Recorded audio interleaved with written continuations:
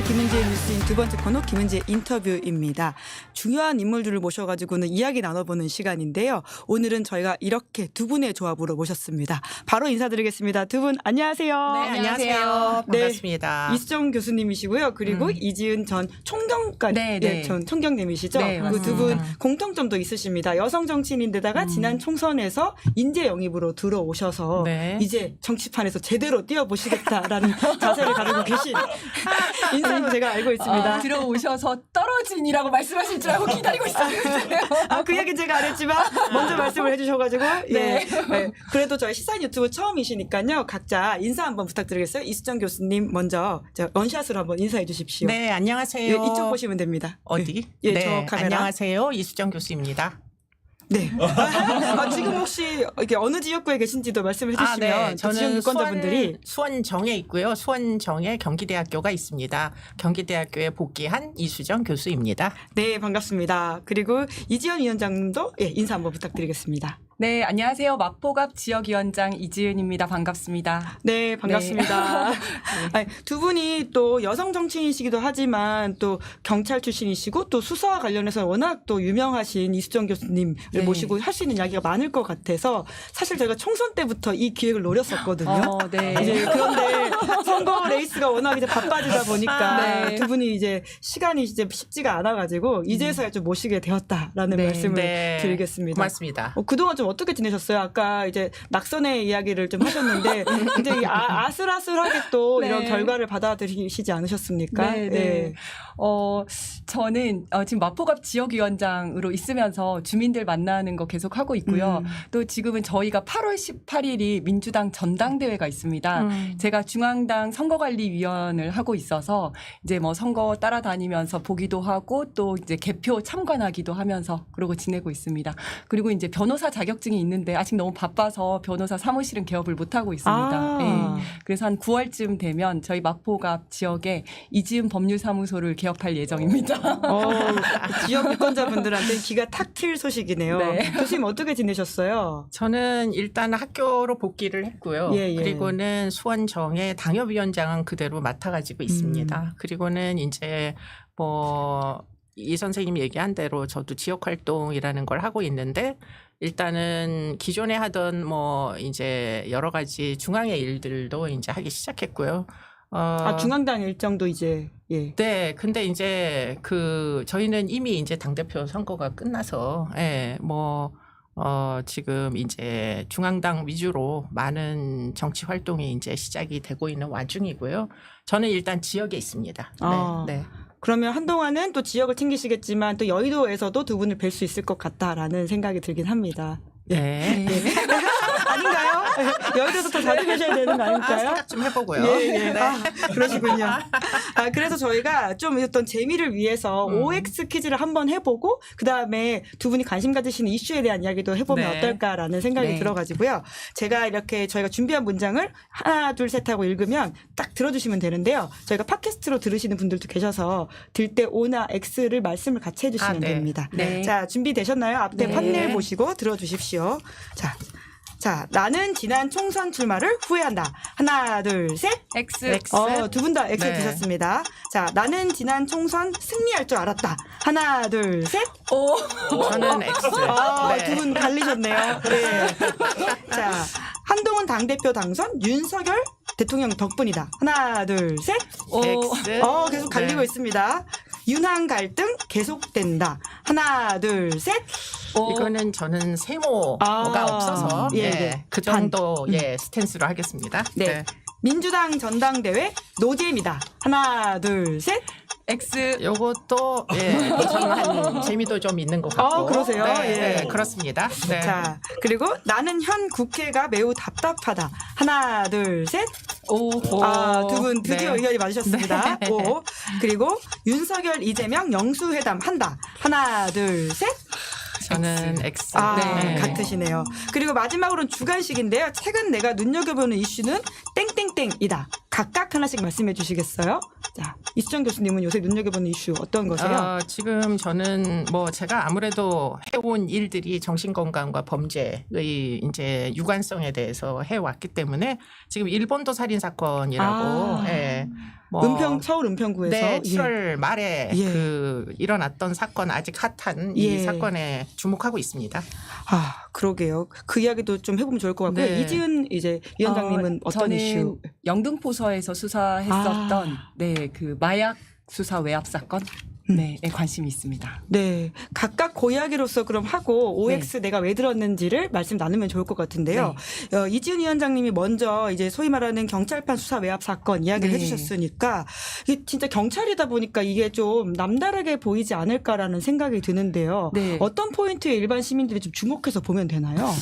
일단 제가 이제 경찰을 했다 예. 보니까 이 경찰 사건에 관심을 가지지 않을 수가 없고 또 지금 굉장히 핫한 사건 중에 하나인 최상병 수사 외압 사건과 예. 거의 판박이의 예. 수준입니다. 그래서 최상병 사건도 크게 두 가지입니다. 첫 번째는 최상병을 누가 죽게 했는가. 더 구체적으로는 임성근 사단장이 범인인가. 그리고 두 번째는 그런데 왜 임성근 사단장을 누가 왜 뺐는가. 이게 이제 크게 두 가지잖아요. 예. 그런 것처럼 그 마약 사건에 있어서도 핵심은 세관은 연루가 되어 있는가. 두 번째는 만약 그렇다면 누가 왜 세관을 뺐는가. 예. 이 두 가지입니다. 거의 비슷하죠. 네. 그래서 이제 이 사건 자체를 보면 이 사건은 굉장히 잘한 사건입니다. 이 마약 사건. 네. 이 마약 사건 자체는 굉장히 잘한 사건입니다. 우리가 이제 마약 사범을 그냥 단순 투약자를 검거할 수는 있어도 이 단순 투약자로부터 마약 밀매업자까지 싹 다 검거를 하기는 굉장히 힘들거든요. 왜냐하면 소위 마약을 팔 때 던지기 수법이라고 해서 숨겨놓고 네가 찾아가라라고 이야기를 하지 직접 만나지를 않습니다. 네, 그래서 다 점조직으로 움직이기 때문인데요. 이거는 단순 투약자를 잡아서 그 상선을 전부 다 검거를 했습니다. 그 전문 용어 쓰시더라고요. 네. 상선을 딴다 이런 이야기를 딴다고 제가 하죠. 예. 들었는데 네, 상선을 싹 다 땄습니다. 예, 땄다. 네, 예. 그랬는데 그러다가 이 사람들이 이제 안에다가 이렇게 3, 4kg씩 그 마약을 붙이고 들어온 겁니다. 다 붙이고 그 위에 이제 패딩 잠바를 입고 들어오고 했어요. 근데 그 사람들이 다 그냥 다 들어왔고 예. 또 이제 도마에다 넣어가지고 도마를 딱 붙여가지고 들어오고 했는데 이게 다 통과가 된 거예요. 예. 그래서 중간 수사 결과를 발표를 하면서 브리핑 자료에 세관이란 말이 있지도 않았어요. 이렇게 신체에 붙여서 들어왔다는 내용하고 그리고 그래서 향후 앞으로는 이 통관 절차나 입국 심사에 문제가 있는지를 살펴보는 한편 네네. 이렇게까지 딱 말을 넣었거든요. 예. 그랬더니 그걸 빼라고 한 거예요. 그렇기 때문에 외압 의혹이 있다 이렇게 봐야 되는 것이죠. 네, 네. 외압 의혹이 있고 그다음에 이제 그 수사팀장이 백혜룡 경정인데 그 백혜룡 경정에게 굉장히 짧은 시간 내에 서장이 전화가 와서 원래는 되게 잘했다고 칭찬했던 서장이 전화가 와서 용산에서 심각하게 바라보고 있다. 예. 이런 얘기를 하고 갑자기 수사 라인에도 없는 조모 경무관이 전화를 해서 야당 좋은 일 시켜줄 일 있냐. 세관 들어있냐. 뭐 이제 이런 걸 자꾸 질의를 하고 그리고 그 형사과장 서울청 형사과장도 이제 브리핑 자료에서 그런 내용을 빼라 이제 이런 얘기를 한 거죠. 보통 이제 나오는 이야기들이 이제 이게 피사실 공표였기 때문에 못하게 했다라는 식의 이야기가 지금 나오고는 있던데, 네, 지금 이지은 이제 위원장님도 경찰을 해보셔서 이게 수사 외압을 본인도 좀 겪어본 적 있다고 하시는데 이게 그러니까 피사실 공표와 수사 외압 뭐가 좀 다른 건가요? 피의사실 공표라는 것은 이제 기소하기 전에 이제 그 피의사실에 대해서 이제 구체적으로 이야기를 하면 피의사실 공표죄가 되는데요. 만약에 그렇게 친다면 뭐 기법을 얘기하는 거 어디다 붙이라고 했다라든지 아니면 세관이 연루되어 있다 이런 얘기 자체는 아예 쓰지도 않았었거든요. 그렇기 때문에 피의사실 공표와는 상관이 없습니다. 네. 그리고 국민들이 생각할 때 야 저렇게 마약 밀매 조직을 검거했구나. 그런데 저 사람들이 통관 절차에서 입국 심사에서 그냥 통과를 했다고 여기에 의문을 가질 수밖에 없잖아요. 경찰관이라면 그 부분에 대해서 당연히 조사를 해야 되는 것이고 그래서 향후 계획을 얘기를 했을 뿐인데 그것조차도 이제 빼라고 하고 이제 세관에서 사람들이 와서 그 백혜룡 경정을 만나서 면담을 하면서 그 부분 빼달라고 이야기를 하고 했었던 거죠. 그건 외압이다. 예. 맞습니다. 예. 충분히 외압으로 느낄 수 있었다. 또 그런 일들은 네. 실제로 외압으로 느낄 수 있다. 맞습니다. 이런 말씀이신 거죠? 저는 좀 개인적인 이야기인데요. 저는 이제 수사하면서 정말 저희 상사가 누구를 빼줘라라고 이야기를 들은 적이 있었거든요. 아, 없었다고 하실 줄 알았는데 있었다고. 근데 예. 차라리 이렇게 하면 편합니다. 이게 대놓고 외압을 하다 보면 백을 쓰는구나. 외압이구나라고 바로 알 수 있으니까 이게 훨씬 편합니다. 저는 어떤 사건이 있었냐면 6명의 범죄자였었는데 이제 그중에 제일 나쁜 사람이 하나 있었어요. 그런데 갑자기 저희 과장님이 전화를 하시더니 그 사람을 빼주라는 거예요. 아니 어떤 혐의였길래요? 이게 이제 문서죄였는데 문서를 위조하고 한 거였었는데 네, 그 사람을 빼주라는 거예요. 그래서 안 되는데요. 그 사람 제일 나쁜 사람인데요. 이렇게 얘기를 했더니 그래도 다시 한번 생각해봐라. 이러던 와중에 그 사람이 제가 소환도 안 했는데 저희 사무실을 찾아온 거예요. 빼주라고 한 사람이 경찰서를 당당히 왔다. 저를 찾아오더니 과장님께 말씀 들으셨죠? 하면서 저한테 봉투를 내미는 거예요. 와. 그래서 제가 뭐지? 이러고 딱 봤더니 봉투 안에 10,000원짜리가 들어있더라고요. 그리고 제가 그 자리에서 뇌물죄로 현행범 체포를 했죠. 그리고 수갑 바로 꺼내 드셨나요? 네, 수갑을 바로 채우고 잘못 선수 만났네요. 네. 그래서 제가 과장님께 바로 전화를 해서 과장님 제가 현행범 체포했습니다. 이럴 때 우리 과장님이 너무 당황하신 거예요. 그래서 거기서 한숨을 푹 쉬시면서 전화를 딱 끊으시더라고요. 예. 근데 차라리 이렇게 대놓고 빼주라고 하면 헷갈리지 않거든요. 예. 근데 용산이 아니면 뭐 이거를 이렇게 정부 부처끼리 좋은 관계 뭐 이런 식의 하는 거다 이런 식으로 얘기를 하면 이게 뭔가 외압은 같은데 외압이 맞을까 엄청 고민을 많이 했을 거예요. 네. 그래서 그 당시에 바로 얘기하지 못하고 지금까지 고민을 하다가 결국 이제 와서 이제 수사도 너무 안 되고 이러니까 이렇게 얘기하게 되지 않았나 이런 생각이 듭니다. 에피소드까지 곁들이다 보니까 좀 길게 말씀을 여쭙는데요. 이수정 교수님이 관심 있으시다고 하는 이 사건으로 그럼 좀 넘어갈까요? 아니면 혹시 좀 덧붙이실 말씀 있으세요? 글쎄, 지금 이 사건은 조금 더 그 사실관계가 밝혀져야지 될 것 같다는 생각이 들고요. 오늘 아침에 나온 노컷 뉴스와 한겨레 뉴스에 따르면 이게 이제 관세청이 관련이 있느냐 없느냐, 세관 직원이 관련이 있느냐 없느냐가 특정이 안 됐다. 세관 직원이 관련이 있으면은 그 관련 있는 세관 직원이 일단 있어야 될 거 아니에요. 근데 지금 그 부분이 전혀 수사가 되지 아니하였는데 지금 어떻게 보면 의혹 정도가 계속 확대 재생산되고 있는 측면도 있다라는 게 지금 그 뉴스의 내용입니다. 그렇기 때문에 물론 뭐 지금 직접적으로 이제 주문이 있었던 지금 이지은 위원장님이 경험하셨던 부분은 스트레이트하게 직접적으로 이제 부탁을 한 거라서 아까 말씀하신 대로 명확하지만 지금 이 세관이 과연 이제 마약 범죄에 연루가 됐느냐 안 됐느냐는 좀 더 명확하게 밝혀져야 그래야 이제 이야기가 될 것 같고요. 그러면 처음에 이제 왜 지금 이 세관이 관련됐다고 생각을 하게 됐느냐 하는 부분에서 아마 피해자의 진술이 있었던 걸로 보입니다. 네. 피의자가 자기가 뭐 지금 이렇게 마약을 많이 들고 나오니까 짐이 많은데 그래서 세관 직원이 뭐 이제 택시를 잡아줬다고 했나 무슨 조력을 받았다라고 했나 뭐 그런 이야기를 했던 것 같아요. 근데 그 부분이 그러면 어떤 특정한 세관 직원이 조력을 기울여 줬다는 것이 입증이 돼야 되는데 문제는 그 사람을 특정을 못했어요. 시당초에.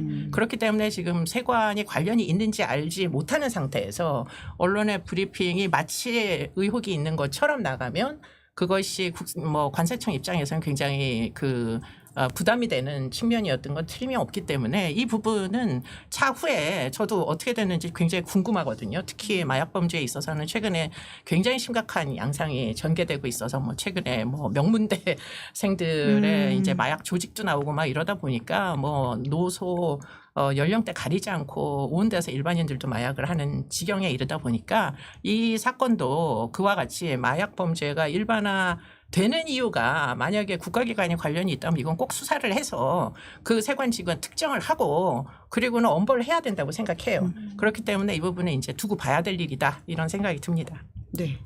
혹시 말씀을? 네. 살짝 아까 중간에 끼어드시려고 했던 것 같아서 잠깐만 기회 한 번 더 드리겠습니다. 네. 맞습니다. 그래서 이제 그 경찰 입장에서는 세관에서 이렇게 빼줬다라고 피해자가 진술을 했으면 당연히 조사를 해야 되는데 그러면 이제 다른 통로를 안내를 해줬다는 겁니다. 그러면 CCTV로 확인하면 바로 알 수가 있잖아요. 그래서 CCTV를 이제 압수수색을 하겠다고 영장을 신청을 했더니 검찰에서 기각을 했어요. 그 기각했던 사유가 어떤 컴퓨터에 저장이 되어 있는지 알 수 없다라는 말도 안 되는 사유거든요. 그거는 왜냐하면 가서 컴퓨터가 있어서 저 이거 압수수색 하겠습니다. 그러면 거기 컴퓨터 아니에요. 이 컴퓨터예요라고 다 가르쳐줘요. 여기 안에 있습니다. 딴 거 보지 말라는 뜻으로. 네, 그런데 그걸로 그런 식으로 압수수색을 영장을 기각할 것 같으면 지금까지 CCTV 수사를 하나도 못했죠. 근데 굉장히 이제 석연치 않은 이유로 그렇게 기각이 되면서 증거가 계속 인멸되고 이제 이런 상황들이 생겼던 거거든요. 그래서 사실은 이제 이 무엇보다도 이 수사가 제대로 돼야 되는데 지금 수사가 너무 지지부진하고 있는 게 좀 안타깝다 이런 네. 생각이 듭니다. 결국 의혹이 좀 제대로 밝혀졌으면 좋겠다라는 두 분의 말씀을 좀 더하면서 계속 좀 나오는 팩트들이 있으면 더해서 또 말씀도 듣고 하겠습니다. 그러면 일본도 살인 사건은 아까 왜 좀 관심을 가지고 계신 좀 더 말씀을 주실 수 있으세요? 그러니까 뭐 아무래도 이런 불특정인들을 대상으로 하는 그야말로 끔찍한 흉악범죄들은 사실은 정말 뭐 전 국민이 공포를 느끼게 하기 때문에 사회의 안전도 유지를 위해서는 굉장히 꼭 뭐 예방돼야 되는 이런 측면이 있어요. 그런데 문제는 이제 이 사건이 7월 말에 발생을 했는데 다들 이제 아실 걸로 추정하고 이야기를 할게요. 뭐 1m가 넘는 일본도를 가지고 나와서 그중에 날이 70cm가 넘는다고 해요. 근데 그 날이 70cm가 넘는 도검은 사실은 이거는 굉장히 심각한 얘기일 수밖에 없는데 그런데 이제 그 얘기가 있다는 사실을 일단 신고는 이제 그 했던 것으로 등록이 돼 있는 도검이라고 알려져 있어요. 근데 어쨌든지 간에 그런 사람이 지금 제가 주목하는 바는 그 지역에서 그전에도 여러 가지 문제를 일으켰기 때문에 7번 신고가 된 사람이었어요. 그 일본도 주인이. 그런데 이제 조금만 더 들여다보면 그 신고의 내용이 굉장히 특이한데 4번인가는 이웃 주민들이 신고를 했고요. 이 사람이 위험한 행위를 한다. 그래서 뭐 헬스장에서도 뭐 위험한 행위를 하고 아이하고도 뭐 이 놀이터에 있는 아이하고도 우리 한번 싸워보자 뭐 이렇게 이제 제안하기도 하고 그래서 이제 주목을 받았고 그리고 3번은 본인이 피해자라고 신고를 또 했다는 거예요. 네. 그러니까 지금 누구를 위협하면서 동시에 내가 피해자다. 누군가에 의해서 스파이로 내가 뭐 위협을 당하고 있다. 감시를 당하고 있다. 이런 종류의 이제 진술을 이미 했었겠죠. 당연히 112에 전화하든지 어딘가에는 이제 전화를 해서 112였을 겁니다. 예. 그렇기 때문에 그러면은 지금 만약에 그와 같은 정보들이 조금만 이 뭔가 뭐 교집합이 있었으면은 이 사람의 위험도를 미리 살인 사건이 일어나기 전에 알 수 있는 방법은 없었겠느냐 하는 게 이제 저의 궁금증이고요. 그 지금 호소하는 내용을 들어보면 누구라도 사실 이 사람이 합리적인 어떤 뭐 사고의 테두리 내에 있지 아니하다라는 거를 짐작할 수 있잖아요. 예. 그러면 문제는 제가 생각할 때는 범죄가 발생한 다음에 누가 인명피해를 당하고 난 다음에 범인을 검거하는 건 이미 때가 늦었다라고 생각을 하는 입장이에요. 왜냐하면 저는 형사정책의 목표가 일단은 사회의 안전을 방해하고 범죄를 예방하는 데 있다고 생각을 하는 사람이다 보니까 이거를 미리 막을 수 있는 방법이 없었겠느냐 하는 차원에서 보면 위험한 물건을 가지고 위험한 행위를 계속하고 신고는 계속 들어오는데 그러면 그 사람의 정신건강을 미리 좀 관리할 수 있는 시스템이 우리나라에 있었으면 외국처럼 네네. 그러면은 이 사람은 억울하게 아이가 둘씩이나 있는 사람이 억울하게 사망에 이르게 되는 이런 결과는 막을 수 있지 않았겠느냐 하는 차원에서 보면 그 전에 일어났던 사건들도 비슷한 사건들이 있어요. 예. 안인득 사건 진주에서도 비슷한 그런 신고가 이어지는데 막을 수 있는 일들이었다. 그렇죠. 미리부터 정신 예. 뭐 건강적 차원에서 개입을 할 수 있었으면 예, 좋았을 예. 텐데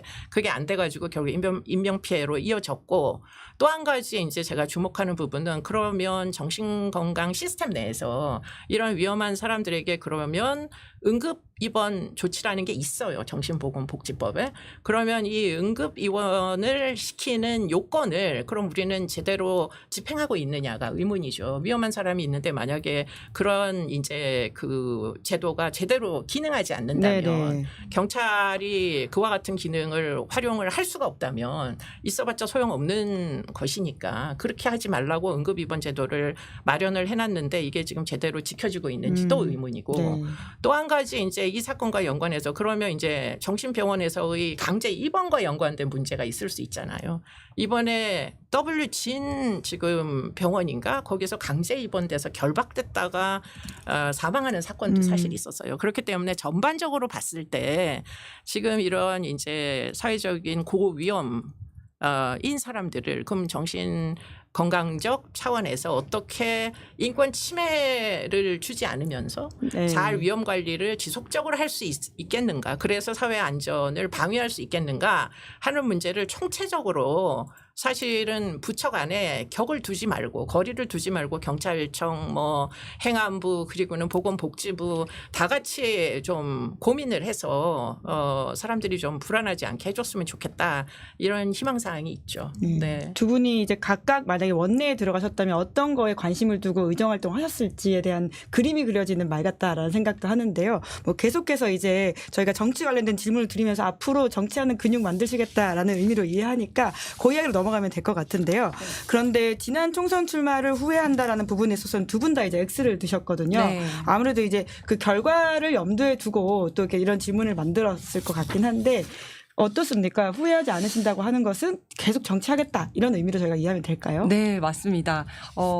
저는 어쨌든 총선에 출마를 해서 제 선거를 치를 수 있는 것만 해도 저는 되게 큰 뭐 혜택이고 기회였다라고 생각을 하거든요. 어떤 분들은 뭐 컷오프가 되기도 하고 경선에서 이제 져서 자기 선거를 못하는 경우도 있는데 저는 어쨌든 제 선거까지 했기 때문에 저는 저에게 굉장히 큰 기회였다 생각을 하고 제가 경찰을 23년을 했어요.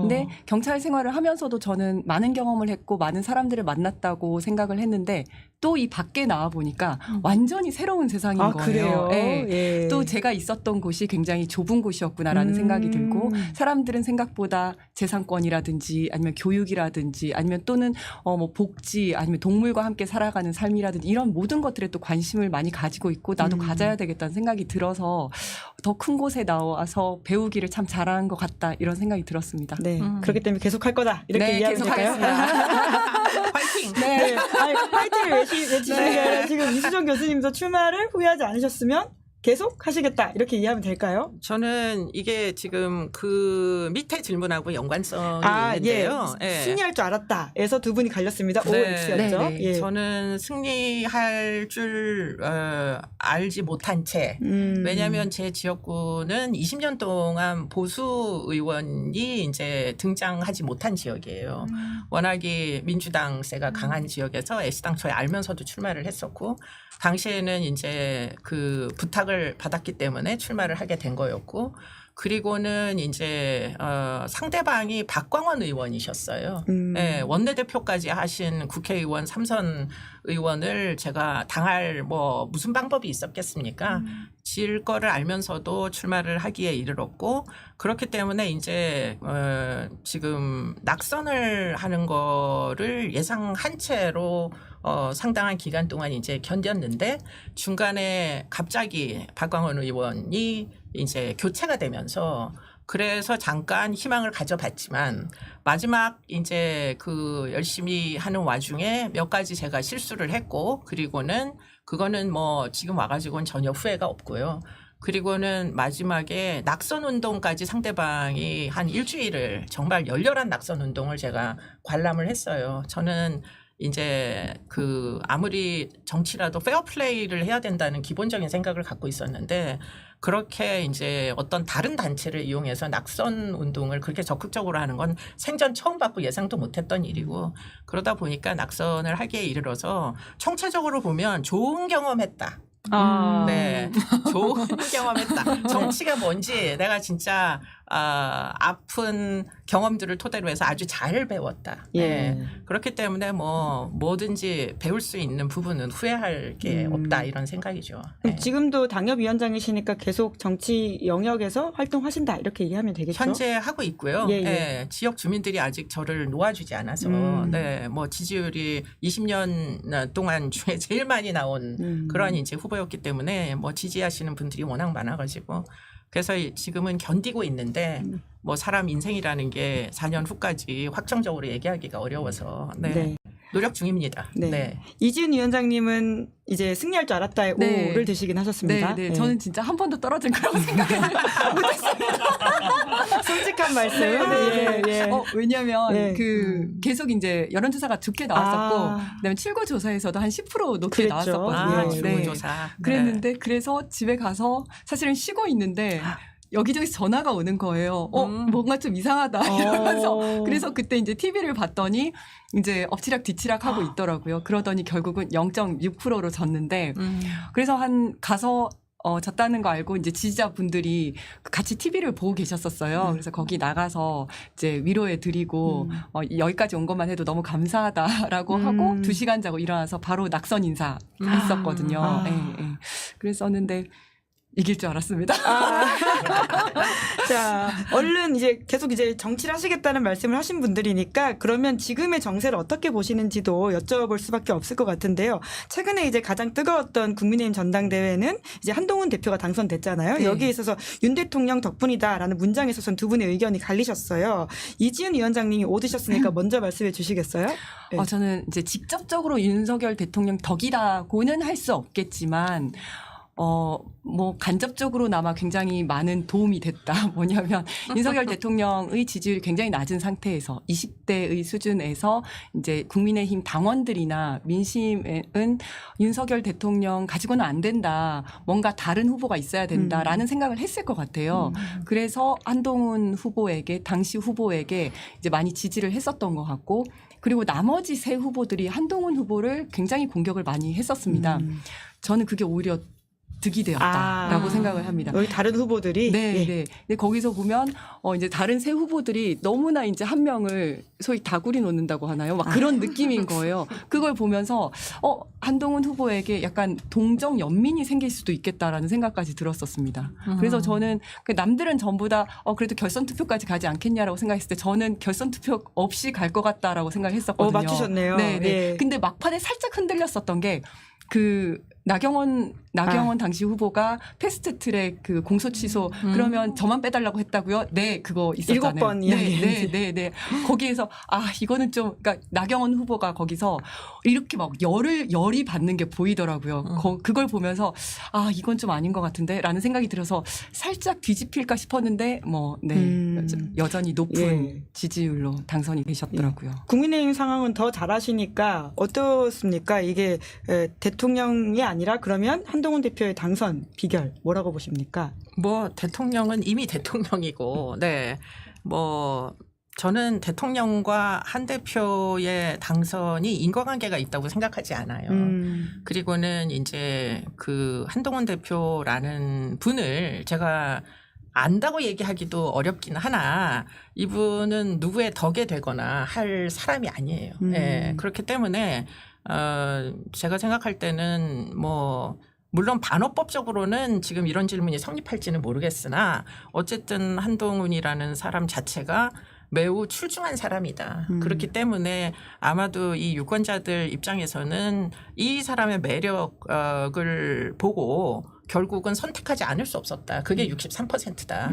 그러나 문제는 여전히 지금 63%밖에 안 되는 게 지금 문제였던 걸로 보여요. 37이 아직 있다. 이 그렇죠. 말씀이신가요? 그래서 예. 37%와 그렇게 치열하게 다툼을 했던 거다. 예. 제가 볼 때는 뭐 자유민주주의 국가에서 이 정도의 이제 뭐 어떻게 보면은 서로 간의 경쟁 이런 것들은 아주 자연스러운 일이라고 보입니다. 네. 네. 그럼 윤한 갈등이 계속된다라는 면에 있어서는 이수정 교수님은 세모를 드셨거든요. 세모는 네. 어떤 의미입니까? 이슈에 따라 가지고 두 분이 꼭 의견이 같지 않은 이슈도 이미 발생하고 있잖아요. 최상병 특검법 이런 거. 그렇습니다. 예, 네, 예. 네. 그렇기 때문에 이제 차이가 있는 건 틀림이 없고 그거를 갈등이라고 한다면 갈등일 수도 있으나 그러나 지금 애시당초의 이 윤과 한의 관계를 뭐 일각에서는 이제 한동훈 그 대표와 이준석 전 대표를 비교하시는 분들이 계시더라고요. 근데 그 이준석 대표와 윤석열 대통령 사이의 갈등하고는 완전 본질적으로 다르다. 어떤 점이 다른가요? 일단 이 윤과 한은 굉장히 오랜 기간 동안 신뢰를 쌓아오신 분들이고 서로를 너무나 잘 알고 그리고는 또 한편으로는 두 분이 나이 차이가 꽤 많이 나세요. 10살도 넘게 아마 나는 걸로 알고 있고. 저도 이제 자식을 키우다 보니까 자식들이 어릴 때는 부모 말씀을 아주 잘 들어요. 예. 그런데 어느 나이 또래가 되기 시작하면 그러면 사실 말도 잘 안 듣고 수능적이지가 않고 자기 주장이 생기고 뭐 이런 그 상황이라고 부모가 자식을 외면하지 못합니다. 결국은. 아, 부모가 자식을 그럼 결국 윤 대통령이 그러니까 한 대표를 제가 외면하지 부모와 못할 자식 것이다. 관계라고 얘기하는 건 아니지만 예, 예. 서로 간의 신뢰관계가 굳으면은 그게 그렇게 쉽게 이 쪼개지기가 어려운 부분들이 틀림없이 있을 거다. 왜냐하면 사실은 갈등이 그 전부터 여러 번 사실 쨍한 적이 있었잖아요. 그랬죠. 예. 그랬는데 이준석 대표에게 뭐 윤석열 대통령이 가지시는 심정하고 예. 한동훈 대표에게 가지시는 심정이 지금 굉장히 많이 차이가 나는 것처럼 보여요. 우리 눈에는. 그렇기 때문에 이 갈등이라는 게 그렇게 지속적으로 뭐 쨍소리 날 때까지 그 와해될 때까지 갈 것 같지는 않습니다. 근데 거꾸로 이제 갈등이 될 거다 이렇게 네, 보셨잖아요. 네. 예. 저는 일단 지금까지 돌이킬 수 없는 상처들을 서로 주고받았다 이렇게 생각을 하는데요. 먼저 이제 마리 앙뚜아네트를 김건희 여사의 비유를 했었던 김경률 회계사를 공천하겠다라고 이야기한 거에서 이미 그 돌아올 수 없는 강을 건넜다. 한동훈 당시 이제 비대위원장이라고 생각을 하고 그다음에 또 이제 비대위원장일 때 1월 달이었나요? 대통령실에서 비대위원장 사퇴하라고 했지만 난 사퇴하지 않겠다 이런 말을 했잖아요. 그랬죠. 이거는 그 대통령실에서 당무에 개입했다라는 걸 폭로한 거거든요. 이 선거법 위반이라는 걸 서로 선수들끼리는 다 알고 있습니다.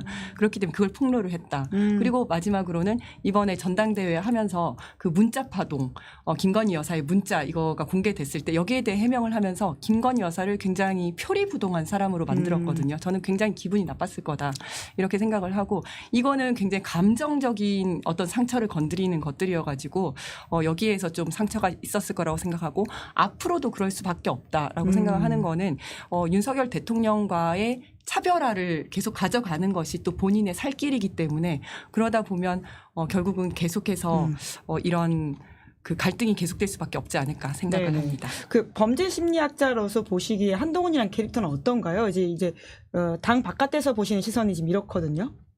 그러니까 정치는 아니었죠, 이 사람이. 예, 이제 정치에 적응하기 시작했어요. 그리고는 예. 무지하게 빠른 학습 능력을 갖고 있어요. 그렇기 때문에 아마 한 3개월 전에 그 한동훈의 캐릭터와 지금 현재의 캐릭터는 완전히 달라져 있는 것 같다. 제 어떻게 생각에는. 다릅니까? 예. 그때는 진짜 뭐 사실은 저희 지역에도 몇 번 오고 했을 때 바라본 모습은 적응을 못하고 있다라는 느낌이었어요. 사실은. 선거예요? 아니면 정치에? 네, 뭐 선거든 정치든. 예. 근데 지금은 굉장히 빠른 속도로 지금도 계속 뭐 지속적으로 이제 민생 공약에 대해서 발표를 하고 있잖아요.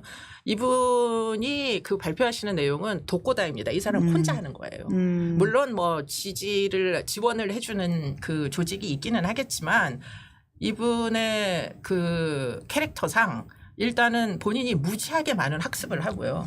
그리고는 본인이 글을 쓰십니다. 예. 그리고는 본인이 그거를 발표할 때 배경 지식을 학습을 해요. 그렇기 때문에 뭐 선거 중에도 제가 몇 번 그 놀랐던 적이 있는데 어떤 점에 놀라셨어요? 제가 언젠가 한번 도와주시는 조직이 있느냐 이렇게 물어봤던 것 같아요. 근데 답이 제가 닫습니다. 이렇게 왔던 것 같아요. 메시지를요? 네. 그래서 이분이 이런 사람이구나. 네, 경제학자가 아닌데 굉장히 많은 학습을 통해 가지고 지금 뭐 여러 가지 경제와 연관된 물론 뭐 자문을 계속 받겠죠. 그런 이야기들을 하고 계셔가지고 진화하고 있다 이런 생각입니다. 전 개인적으로. 그럼 동료 시민 이런 단어도 한동훈 이제 대표한테서 나온 워딩이라고 봐야 되겠네요. 네, 누가 그거를 가리키지 않았을 거예요. 네. 네. 자, 그럼 민주당 이야기를 좀 넘어가 볼까요? 민주당 이야기 노잼이다에 있어서는 두 분 다 X를 드셨죠. 유잼 네. 포인트 하나씩 짚어주십시오. 저는 일단 최고 세모를 드셨네요. 세모를 드셨어요. 죄송합니다. 저는 노잼 아니다. 네. 저는 매우 재밌게 보고 네, 있습니다. 네, 네. 물론 국힘의 전당대회에 비하면 조금 덜 재밌을 수도 있겠지만 국힘 전당대회가 매우 매운 맛이었다라고 한다면 좀 순한 맛이지만 유기농 같은 재료의 참맛을 느낄 수 있는 그런 전당대회라고 주장하고 싶습니다. 특히 이제 최고위원 이제 후보자분들이 다 너무 괜찮은 분들이 8분이 나오셨는데 지금 계속 엎치락 뒤치락 하면서 순위가 바뀌고 있거든요. 네. 이런 것들을 굉장히 흥미롭게 바라보고 있습니다. 뭐 선관위이시니까 디테일한 네. 얘기가 하기는 어려울 텐데 네, 맞습니다. 지금 사실 지켜보기로는 5등이 굉장히 누가 되는지가 관전 포인트라고 느껴지는데요. 혹시 맞습니다. 관전 포인트 하나를 좀 짚어주신다면 뭐가 있을까요? 관전 포인트. 이제 사실은 근데 계속 이제 좀 비슷하게 가다가 호남에서 민영배 의원이 확 1등을 예. 하면서 거의 꼴찌로 있던 민영배 의원이 5위로 올라갔거든요. 그랬죠. 누적으로. 네, 예. 네.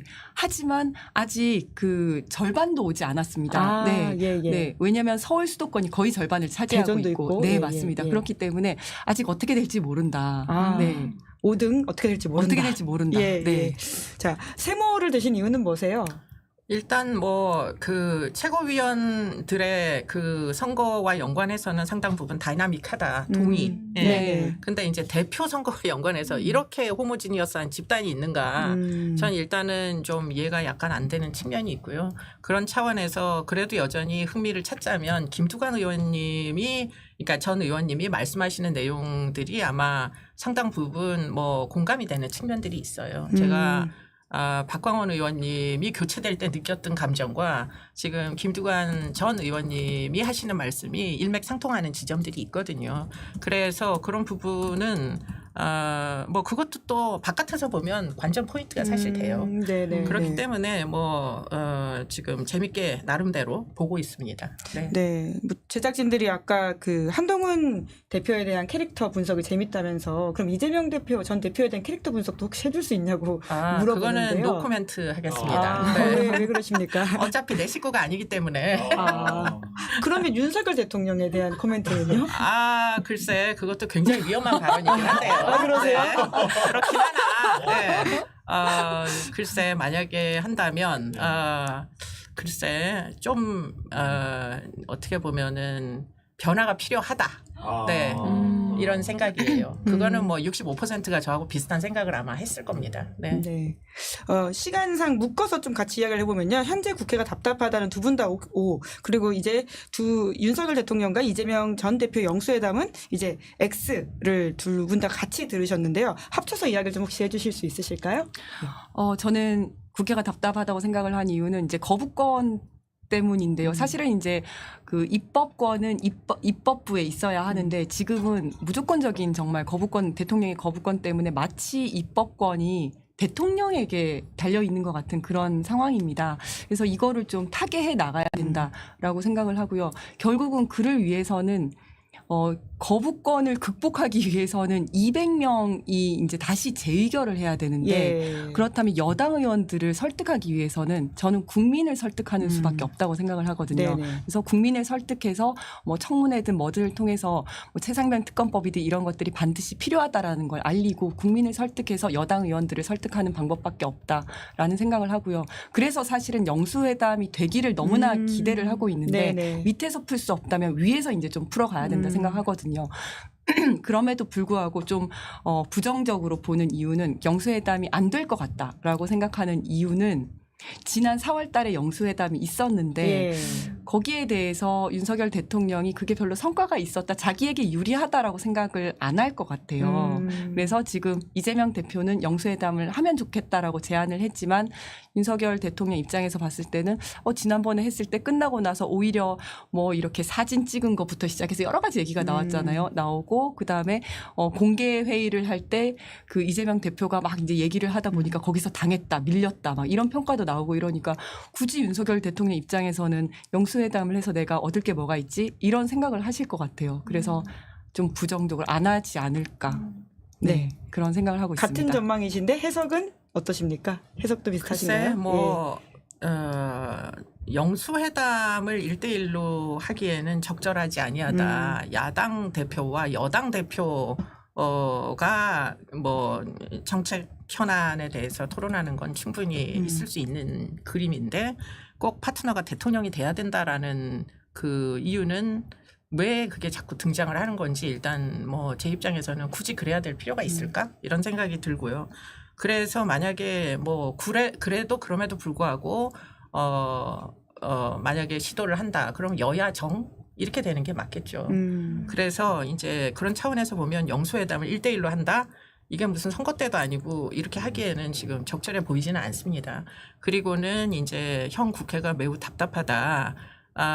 애시당초에 거부권을 할 수밖에 없게 몰아가는 그 분위기 때문에 제가 볼 때는 민생이 외면되고 있다 이런 생각이에요.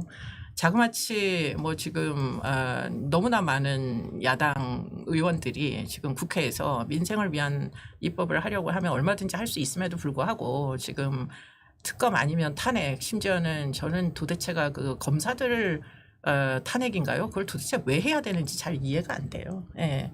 그리고는 그 탄핵의 이유로 든 것들 중에 사실 근거 없다는 게 이미 이제 일부는 밝혀지고 있기 때문에 그런 종류의 그 세금 낭비, 에너지 낭비, 뭐 정치력의 낭비 이런 것들을 하면서 시간을 끌 필요가 있겠는가. 지금 자살률이 최근에 무지하게 많이 늘었어요. 작년보다. 그렇기 때문에 이게 지금 굉장히 어떻게 보면 우리 사회는 위기가 닥쳤는데 최근에 반지하 방에서 젊은 여성이 혼자 사망해서 며칠 있다가 시신이 발견되기도 했고 그렇기 때문에 이 민생의 어려움이라는 게 이루 말할 수가 없는데 지금 결국 민생 대책이라고 나오는 게 25만 원 다 나눠주겠다. 그것도 누구든 상관없이 뭐 일단 다 영주권 있는 모든 자에게 그럼 이제 조선족도 포함되고 여러 사람들이 이제 포함되는데 그렇게 나눠주는 것만이 그게 민생에 도움이 되는 정책이냐? 전 좀 동의하기가 어려워요. 그렇기 때문에 디테일이 필요한데 디테일을 이제는 이제 뭐 구체적인 정책으로서 서로 여야가 합의를 해서 이룰 수 있는 것들은 이루어야 되는 뭐 시점이 와야 되지 않겠느냐. 그런 차원에서 보면 지금 이제 지금보다는 앞으로의 6개월 남은 12월 달까지 6개월이 안 되는군요. 좀 약간 이 반전이 될 것 같다 분위기가. 그런 희망은 가져봅니다. 네. 네. 희망을 가진다는 말씀으로 끝내셨는데 마무리의 이야기를 그래도 각각 두 분께서 제가 드리지 못한 질문 혹시 아까 이거 좀 이야기하고 싶었는데 놓쳤다라고 하시는 게 있으면 그런 말씀으로 마무리해 주시면 좋겠습니다. 오늘 사실은 이제 제가 그 이수정 교수님은 그 전에 TV에서는 많이 뵀었는데 오늘 이렇게 실제로 뵌 만난 건? 거는 처음이거든요. 예, 예. 네.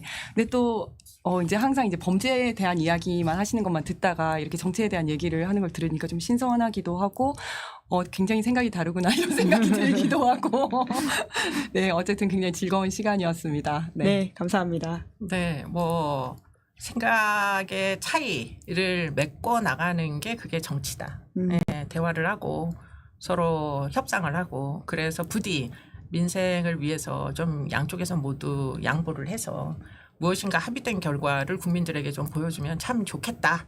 그건 여의도에 대한 부탁입니다. 네. 네.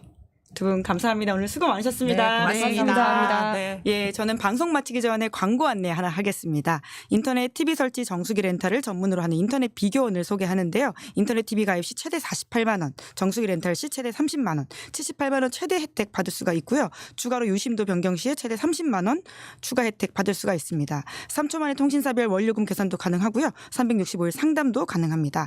무제한 지인 추천 이벤트도 진행 중이고요. 인터넷 비교원을 통해서 인터넷 가입하면 지인도 가입하면 이제 신세계 상품권 5만 원 추가 혜택이 있고요. 지인들이 가입한 만큼 5만 원 상품권 무제한으로 혜택 받을 수가 있습니다.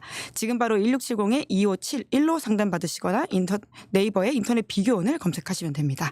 두 분 수고 많으셨고요. 진짜 끝입니다. 자, 김은재 뉴스인 8월 8일 준비한 방송 여기까지고요. 오늘 방송 재밌게 보셨다면 구독, 좋아요, 알림 설정 부탁드리겠습니다. 저는 다음 주 월요일에 찾아뵙겠습니다. 고맙습니다. 시사인이 만드는